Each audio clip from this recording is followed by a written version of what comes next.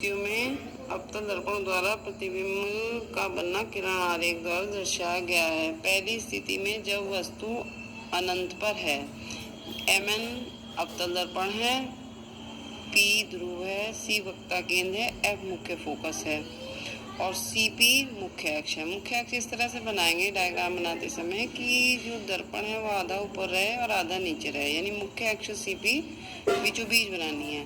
तो पहले केस में जब वस्तु अनंत है तो समांतर आने वाली किरण मुख्य अक्ष के समांतर आएगी, वो परावर्तन के पश्चात मुख्य फोकस F से होकर निकलेगी। दूसरी मुख्य अक्ष के समांतर आने वाली किरण परावर्तन के पश्चात मुख्य फोकस F से मिलेगी। दोनों किरणें F पर मिलेंगी तो F पर वस्तु का वास्तविक उल्टा और बहुत छोटा प्रतिबिंब बनेगा। दूसरा केस है जब वस्तु वक्ता केंद्र तथा अनंत के बीच है। ए भी वस्तु है, ये ए से आने वाली एक समांतर किरण परावर्तन के पश्चात मुख्य फोकस F से होकर निकलेगी और दूसरी वक्ता केंद्र में को होकर जाने वाली किरण उसी मार्ग से वापस आ जाएगी। दोनों किरणें A डैश पर मिलेंगी। A डैश से मुख्य अक्ष पर लंब डाल देंगे, A डैश B डैश, तो ये वस्तु का प्रतिबिंब हो जाएगा A डैश B डैश। वास्तविक होगा, उल्टा होगा, इसमें एरो ऊपर की तरफ था, इसमें नीचे की ओर आ गया है और छोटा होगा। फोकस F, मुख्य फोकस F और वक्ता केंद्र C के बीच में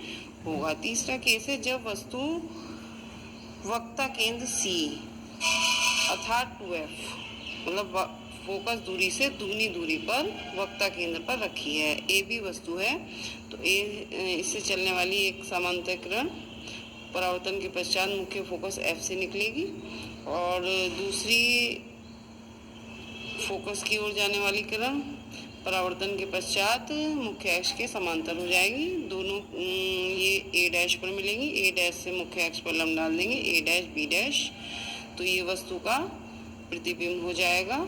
उसी जगह पर बनेगा ये प्रतिबिंब, वास्तविक बनेगा, उल्टा बनेगा और उसी साइज का बनेगा जितनी आकार की वस्तु थी और वक्ता केंद्र पर ही बनेगा। अर्थात 2F पर अगर वस्तु रखी है तो 2F पर ही प्रतिबिंब बनेगा। चौथा केस है जब वस्तु मुख्य फोकस F और वक्ता केंद्र C के बीच रखी है। A भी वस्तु है तो एक किरण जाएगी मुख्य अक्ष के समांतर AD, परावर्तन के पश्चात मुख्य फोकस F से होकर निकलेगी और दूसरी किरण वक्ता केंद्र की तरफ से जाएगी और दर्पण से टकराएगी। परावर्तन के पश्चात उसी मार्ग से वापस लौट आएगी। दोनों किरणें A डैश पर मिलेंगी। A डैश से मुख्य अक्ष पर लंब डाल देंगे तो A डैश B डैश वस्तु का प्रतिबिंब हो जाएगा। वास्तविक होगा, ये उल्टा होगा और बड़ा होगा, वक्ता केंद्र और अनंत के बीच में बनेगा। पांचवा केस है जब वस्तु मुख्य फोकस F पर रखी है।